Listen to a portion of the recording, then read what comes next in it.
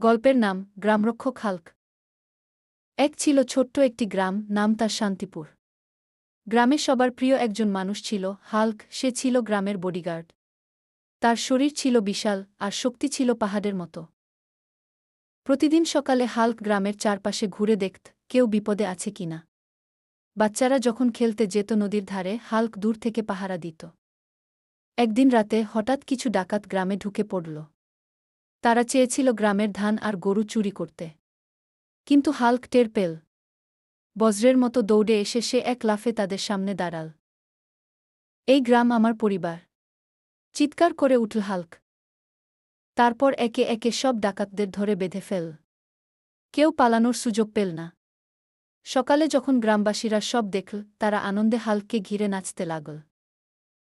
গ্রামের বুড়ো মশাই বললেন, হাল্ক শুধু শক্তিশালী নয়, সে আমাদের অভিভাবক। সেদিন থেকে হাল্কের নাম হয়ে গেল শান্তিপুরের রক্ষক হাল্ক।